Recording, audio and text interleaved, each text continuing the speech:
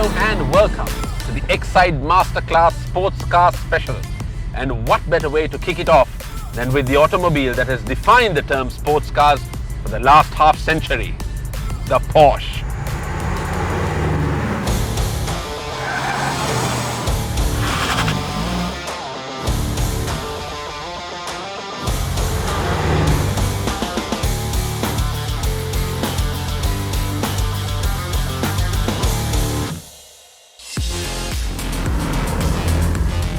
And this is the Porsche 718. The Porsche 718 is the name given to the Boxster and Cayman models. The 718 name itself was actually a sports car that featured a 4-cylinder engine. And that's critical because these were the first Cayman and Boxsters to ever be fitted with a flat 4 engine as well. It sort of breaks with tradition when it comes to Porsche's smaller sports car, smaller than the 911.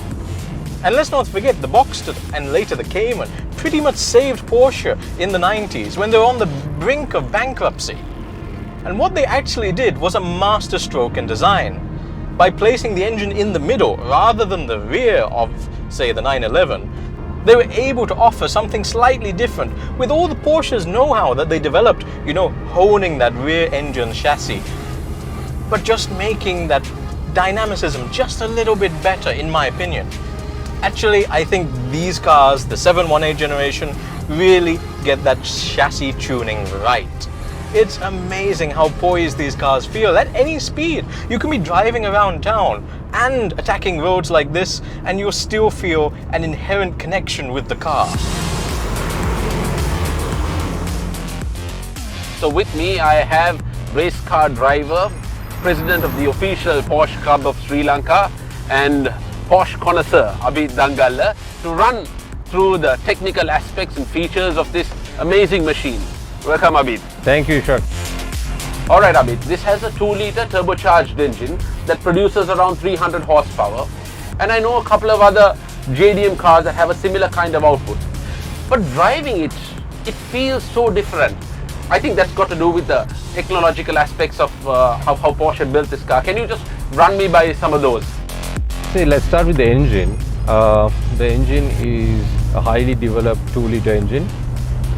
Has special bow linings, special pistons, a very special fuel system, and also the turbocharger is designed to minimize lag, and even the computer is programmed to minimize lag. So from that point onwards, it feels less of a turbocharged engine than a conventional 2-litre turbo. Then from there on, it's the dual clutch gearbox, which is world renowned for Porsche, which has almost no time in changing. In 200 milliseconds, the gear change happens. So that alone makes a very big difference.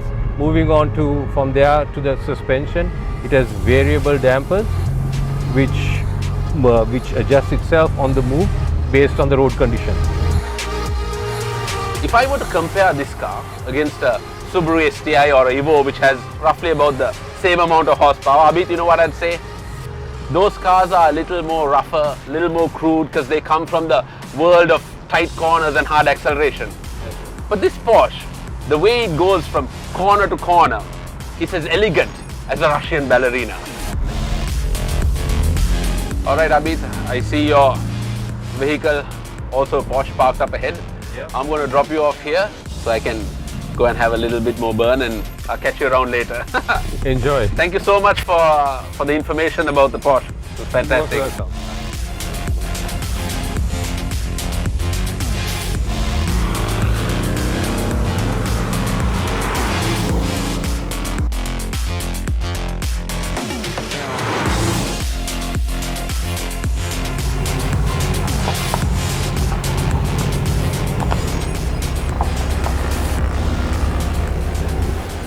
I can certainly think of worse ways to spend a morning.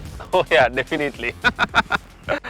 I have to say, one of the most amazing sports cars I have driven, built by one of the best sports car manufacturers in the world. Absolutely, absolutely. Because when you think about Porsche, you naturally think about the 911, and that has sort of become a car that straddles the line between sports and supercar. But the 718 Cayman and Boxster really come into their own, especially in this kind of environment. Yeah, I think more than the 911, these cars are so usable I mean, it's a car, it's a sports car because you can drive it every day, but when you want, it's got plenty of power on tap. But now, while these two cars are probably the pinnacle of what you can find, arguably in Sri Lanka at the moment. But the beauty of this category of car is that there are so many different options at different price points. Now, Ishraq, this is the Abarth 124 Spider. It might not be as expensive or as technologically advanced as the Porsches over there, but it's still one of the ultimate driver's cars. Actually, I've never driven this one, but I've driven the MX-5, which this is based on, and its Fiat 124 cousin.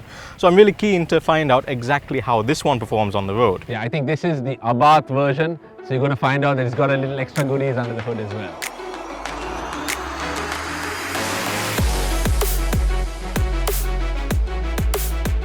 So what we have here is the Abarth 124 Spider.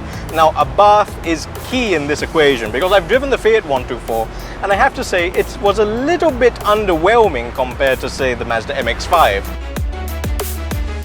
Both cars were based on the same platform, but they did feel very different in the way that they handled and the way that they delivered the power. Now, you could argue that because Mazda went down the naturally aspirated route with their engine, that it's a more distilled version of a sports car. And I think I'd agree with you. But from a day-to-day use point, I do prefer the turbo power.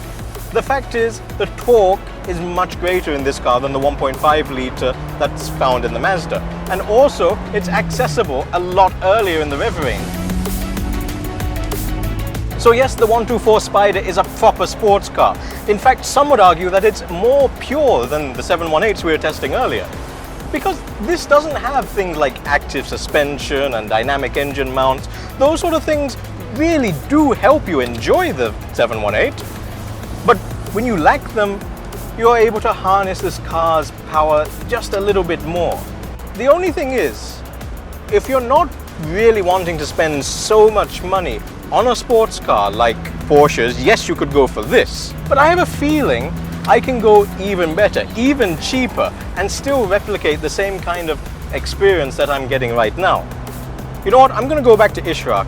I have a couple more cars in mind. Let's see what he says to them.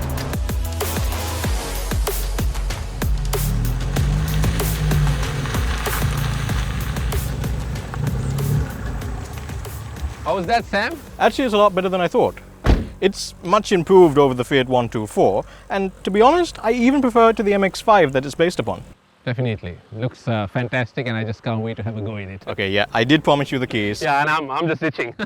Thing is, before I do that, I do think I can get cheaper, perhaps even more fun sports cars than You this. sure? Yeah, and I did say there was anything available for any budget. Why don't you take the car down to the track at Mirigama, and I'll meet you there with a couple more options. Cool. I'll see you there. Cool, see you there.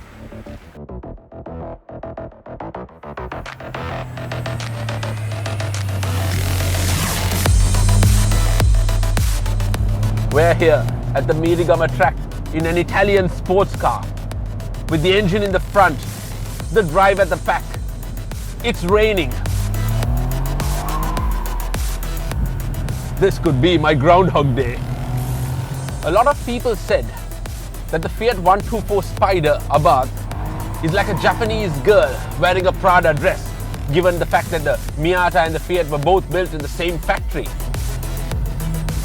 But the answer to that is no. It's a big no. This turbocharged engine has more power. It has a sports mode. It has a rear LSD. There's that iconic badge up front, the Abarth badge, which signifies its racing heritage. And this car has so much curb appeal. The chassis is so nimble.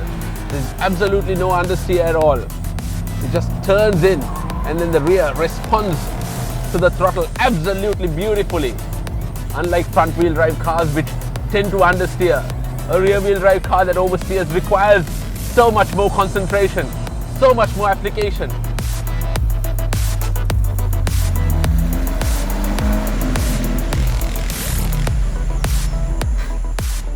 Sam, you were supposed to bring two affordable sports cars.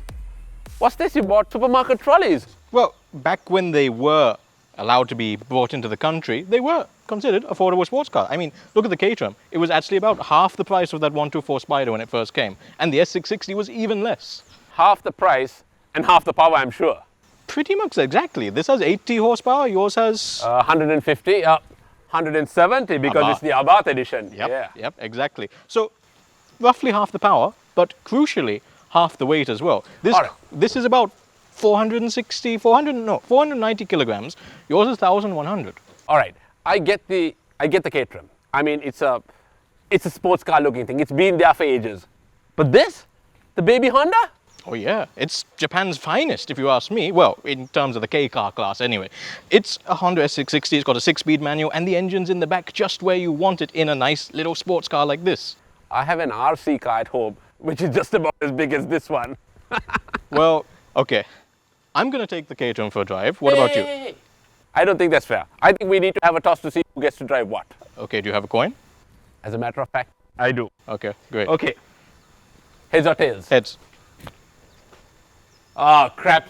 Ha. You win. Ha. Let me show you exactly what this is about.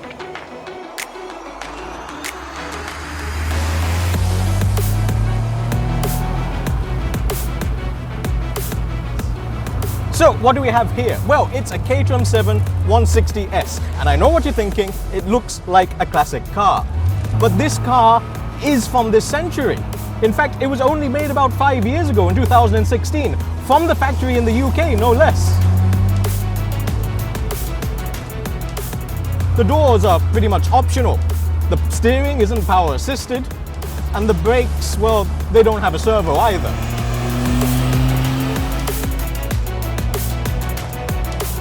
But what this means is proper back to basics driving. The steering and the car is so light at about 490 kilograms that you don't need that power assistance, and once the speed builds up, you have a much firmer, weightier steering wheel. Not having a servo on the brakes means that you can learn brake modulation just like a racing driver. Speaking of that, I spent a year racing formula cars, and I have to say, this is the closest thing that you'll get to a road-going single-seater formula car. To drive it properly, you have to learn the absolute basics of car control. You can't drive it without rev matching, without learning the heel and toe technique, without learning weight transfer and how it affects how you corner and traction and grip as you exit. It's just so involved, so in-depth. I really love it. This is what is known in Japan as the K-car or light automobile. It is their smallest highway legal production car. It was introduced in 1949 with the sole purpose of easing congestion and reducing parking. Now, even though it is very small, since then, over the last 70 years, it has grown to be a global phenomenon. Now, a K-car has to conform to very strict measurements. It has to be 134 inches long, 58 inches wide, and 78 inches in height. And it also can't have an engine that is more than 660 cc's in capacity and more than 64 brake horsepower. Now, most K cars are just boxers with wheels, but sometimes a manufacturer will strive to do something outside the box, so to say. And this is one of those times. Welcome to the Honda S660. Honda's version of their mini sports car, the Honda NSX.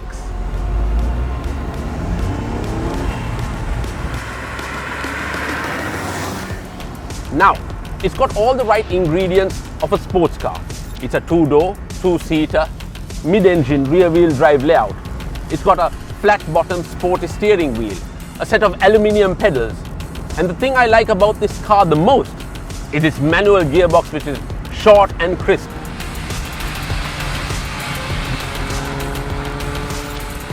The steering response is quite fast, and the fact that this car, even though it's only 660 cc and 64 horsepower, has a teeny tiny turbo which helps it accelerate hard out of the corners.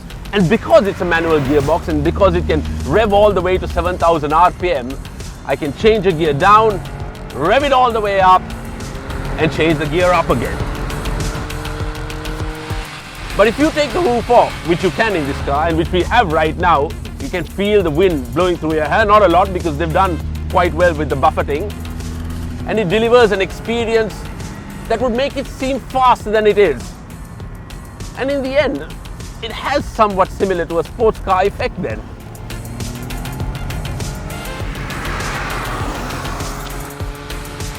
As a cheap, affordable sports car, well, I'll have to say yes and no. Yes, because aesthetically, I think Honda have nailed it right on. It's absolutely fantastic to look at, absolutely fantastic sit-in. But really, in the end, gear to gear, around a corner, around a track, it just doesn't have enough power as I would like it to. It falls a bit flat on its face. It's a bit like eating a vegetarian burger. It fills you up, but there's no meat in it. So, how was it? Nice, Sam. A lot better than I thought it would be. I told you so. Right, what's next now, Sam? Do I Well- get to drive that? Okay, so my hypothesis is you can buy one of these plus a nice family car for the same price as the Fiat 124 Spider. Is it half the car though? Okay, it may be half the car, but is it double the lap time? Now that's a good point. And seeing as we're at a track, why don't we set some fast laps in each of these cars and see where they stack up to each other? All right, sounds great. I think I'll go first in the 660 before I get into that one. Take it away. 3, 2, 1, go.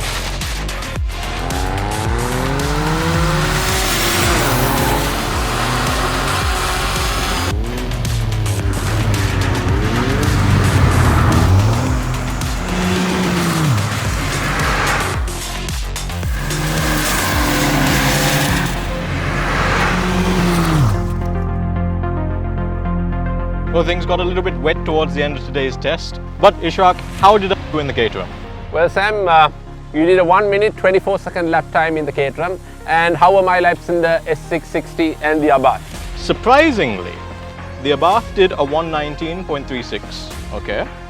The S660, a 122. 122. Well, I must say I'm surprised, and even though it's a little short on power, I think Honda have made this car handle really well. Yep, they have.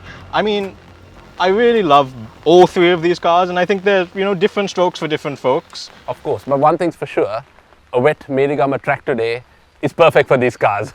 Absolutely, and rear-wheel drive cars at that. Rear-wheel drive cars, exactly. Alright guys, that's it from this episode of the Exide Masterclass Sports Car Special. Join us next time for more excitement and thrills. And if you like the kind of content you saw today, why don't you like, subscribe, and comment? In fact, why don't you comment and tell us which one of these cars you would take home? Thanks for watching. Catch you again on the next one.